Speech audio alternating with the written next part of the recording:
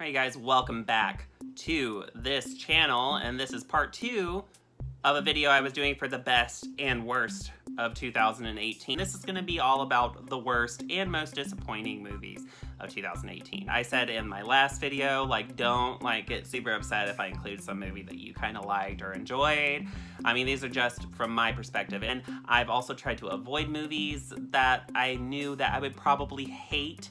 So, I mean, this is going to be a little bit shorter list than the best of list, just because there's so many movies that I just decided not to watch that are probably even more terrible than the ones that are on this list, but I think I have a few good ones on here, so let's just jump right into it so this video isn't too long. First up on my list of worst and most disappointing movies would be The Predator. I know that this was actually supposed to be like a movie that a lot of people were looking forward to, only because one of the original filmmakers that took part in the original Predator was doing this movie, so it seemed to have like everything going for it to where this movie would do really well. It ended up just being a complete disaster. I know there's other videos that go all into all the production hell that this movie went through, which probably ended up affecting it.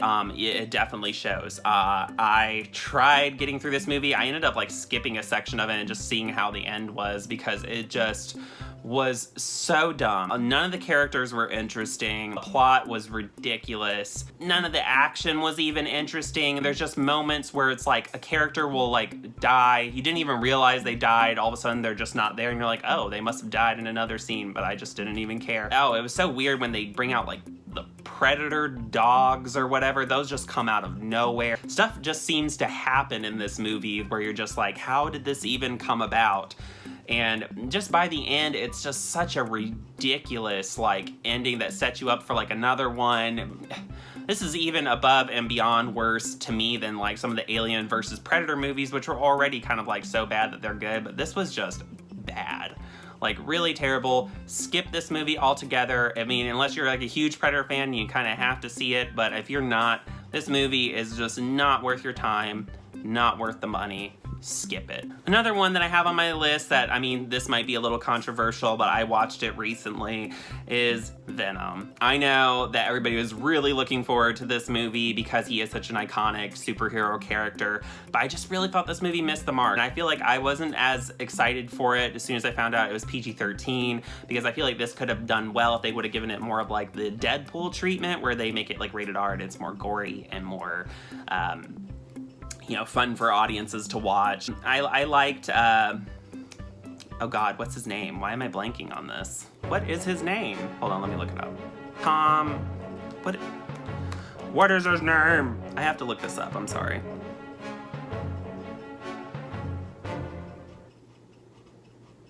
His name's Tom Hardy. I couldn't remember Tom Hardy. He's the cutie, and I couldn't remember his name. Yeah, Tom Hardy, I thought he did an alright job with this character. Some parts were fun. I don't think this is the worst movie I've ever seen. It's just more disappointing to me. That's gonna be a lot of these movies that are on this list. It's there's this fun dynamic where he, gets infected with this thing that turns him into Venom, and he's hearing voices in his head, and he's not in control of his body, and some of that was kind of interesting, but I thought by the end, action was super cartoony. Some of the CGI was really questionable. It just was not a good movie to me. I don't know, I mean, I could see where if you're a huge fan of this character that you might like this movie, but for me it was one of the more disappointing movies to watch. And then just, I don't know, I'm not sold on this as a series or anything, and I know it made a ton of money, and this isn't me being salty just because it's popular and not that great. It's just, I don't know. I don't see what the hoopla was about Venom. This next one on my list is absolutely a worst one on this list. Is a worst movie of the year, and that is The Cloverfield Paradox. It's actually a Netflix movie. They released a Super Bowl snippet trailer for it, and that got the word of mouth going that it was going to be the next in the Cloverfield series, which I really like. It ended up just being a total disaster, and it made more sense why they just released it to Netflix with no real promotion or anything. Man. This movie, not only did it have completely uninteresting characters and an incomprehensible plot, that you just could not, I mean, I could not make sense of this plot like 30 minutes in, 35, 40 minutes in. I was just like, I do not understand what the hell this movie is going to be about. And then as soon as it is revealed kind of how it connects to the Cloverfield movies at the end, you just don't even care anymore, because it's like the entire movie that you watched up to that point was just absolutely terrible. I barely made it through this movie. It was so boring. It was so incomprehensible. Skip it at all means, just so it doesn't ruin any of the rest of the Cloverfield movies for you. Or if you already hated those movies, you're probably not going to like this movie. So yes, skip the Cloverfield paradox. Next up on this list is definitely a worst of for me, and that was A Wrinkle in Time. I remember reading this book in elementary school. I don't remember like a lot about it. I just remember it being kind of weird to me back then. Like the story was a little confusing for me, but I mean, as an adult, I understand it. I don't know how much this movie is like the book, but man, this movie was just a chore to get through. Oh my God, like the costumes were so cheesy. The acting, I thought like pretty much even Oprah, all of them, I thought they all sucked. Like even the child, I know that they're just children, even the child actors like were annoying and sucked in this movie. Everything about this was just wonky and cheesy, and the plot was just like all over the place. It just jumped from place to place, and it just felt like there was no meat on the bones. It was just like they filmed section by section by section, and they just made, you know, fantastical looking scene after fantastical looking scene, but it had no oomph to it. I really hated this movie. I tried even watching it a second time to see if I could get more out of it than I did the first time, but it was just like, I turned it off. Like, I was like, screw this. This is like one of the worst movies I've seen this year. Skip A Wrinkle in Time, whatever you do. Now, next up on this list is going to be interesting because I have actually not watched this movie, but I know that I don't want to watch this movie, and I know that it sucks because that's what everyone else says too, that it's pretty much just like the first two, and that's 50 Shades Freed. I am so glad that this series is over. I am so glad. At least I hope they don't do any more with this, because honestly, like Dakota Johnson's actually an okay actress, but you can just tell with the material she's given and with what the story is that she just does not want to be a part of it. And Jamie Dornan, I think his name is, I knew about him before he got cast as like the Christian Grey character. And let's just say, honey, you're a beautiful man. You're beautiful, you're gorgeous, marry me. But you are a model. You are not an actor, you're a model, and this movie just shows that you're just not meant for acting. You should just put your beautiful face to pictures, because everything about this movie is just like, it's a terrible romance movie. The plots are all just ridiculous. The dialogue is wooden and terrible. The acting is terrible. And then they put like in the soundtracks, they have like Taylor Swift and who else was it, like The Weeknd and stuff, just to get audiences in the seats because it has, you know, big names on the soundtracks. But I just find it weird that they included like Taylor Swift in like a movie about like dominatrix and BDSM and all that kind of stuff. And I'm just like, so it's just gonna get like 14-year-old girls into this stuff, into this terrible relationship story. Stay clear of 50 Shades Freed. Stay clear of this entire series and keep it in the grave. Keep it in 2018, and let's never talk about it again because I hate this series. The end. Next up was one that I actually thought looked intriguing from the trailer, and it's a Netflix movie, and it's called The Open House. And normally the one main guy that plays in this, he played in like Goosebumps and like some other movies. I normally kind of like him, like he's a good actor, but this movie just did not do anything for me. It had this intriguing premise where like a mother and her son they're having money trouble, so they go to relocate to this house. It's like an open house. It's on sale on the market, but the woman who owns it is letting them live there because they know they're going through hard times. And they start to discover that there might, you know, be someone else in the house with them. And that, to me, is kind of a scary premise and an intriguing plot. But I just thought this movie did it terrible on all levels. It just was not thrilling. It was not scary. I just thought all the characters were really dull, and then the ending made like no sense. They don't explain anything about how someone got into the house or any of that stuff. It is just awful.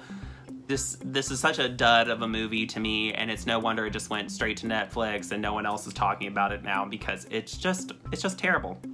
And you know, I'm sure that there's other movies out there right now that are like super terrible that are on Netflix or out that I haven't seen. But like I said, I've avoided really bad movies this year. I'm usually pretty good. So, you know, that's why this list is going to be a little bit shorter than my best of list. But anyways, yes, The Open House. Skip it. Next up is absolutely one of the worst, and I knew it was going to be bad because I saw the trailer and I was like, this looks dumb, and somehow I ended up, you know, I think I just downloaded it for free or something, and I like watched it because I was bored one night just to see how bad, or if it could be like so bad that it's good, like funny, but it's just bad. And it is Truth or Dare. Truth or Dare. It's, yes, the movie about a killer, the game that turns killer. Like the Truth or Dare game gets like, I don't know.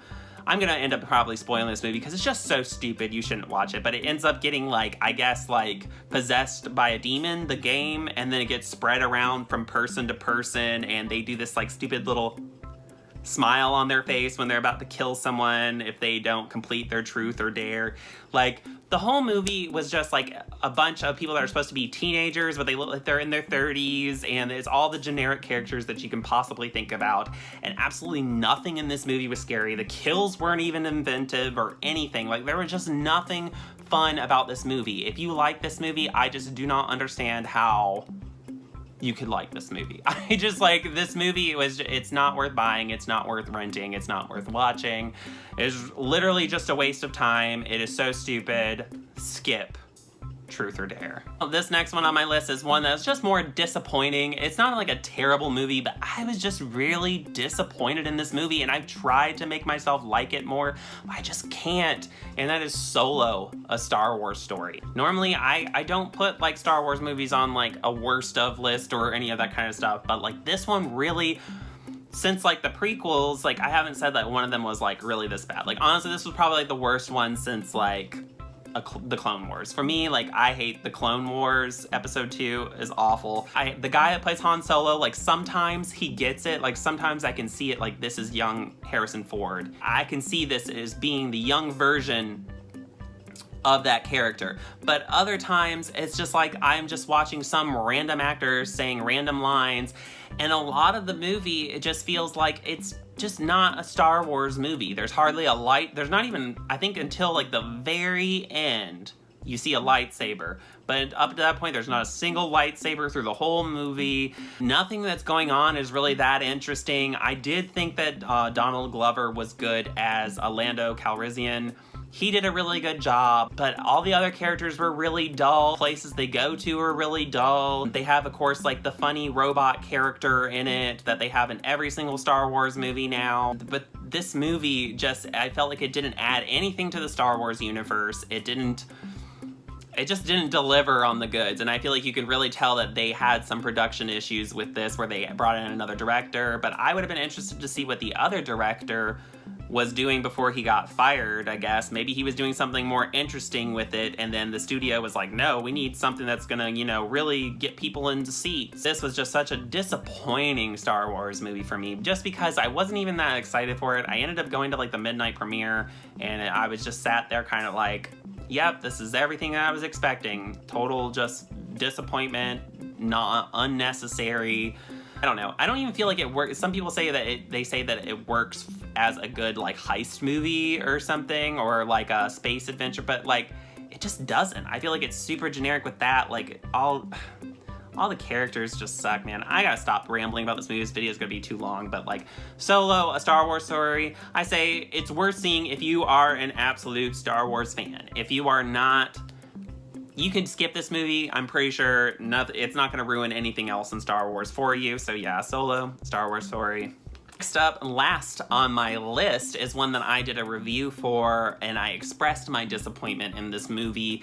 And this is gonna be kind of surprising, but I feel like Fantastic Beasts: The Crimes of Grindelwald was definitely one of the most disappointing movies of the year for me, because it was one of my most anticipated movies because I'm a huge Harry Potter fan.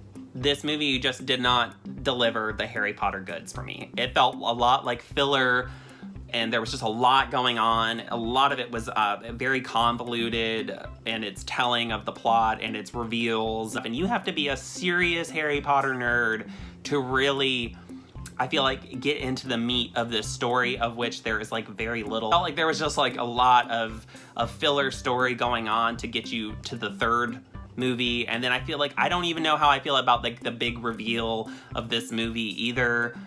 And it just makes me worried for the next few, because I was into Fantastic Beasts before this movie, and now I'm kind of like, I don't really know. I mean, obviously I'll still go and watch the next ones, but for me, this was one of the more disappointing movies of the year. And once you watch it, and if you are a Harry Potter fan, I feel like you will see kind of some of those problems. But I know that some Harry Potter fans really loved it, and I can understand them too, because I am a huge Harry Potter fan. But I mean, I'm gonna call it like it is, and this movie was disappointing. I'm sorry. Well, you guys, I hope that you enjoyed this list of the, I guess, worst / most disappointing movies of 2018. And remember, if you do like talk about movies, if you like movie reviews, and I also am going to be doing stuff about Funko Pops and possibly some stuff about music in the future, please do subscribe to this channel. I look forward to seeing some new subscribers, hopefully within the year of 2019. So please support my channel, and yeah, stay fabulous. Bye.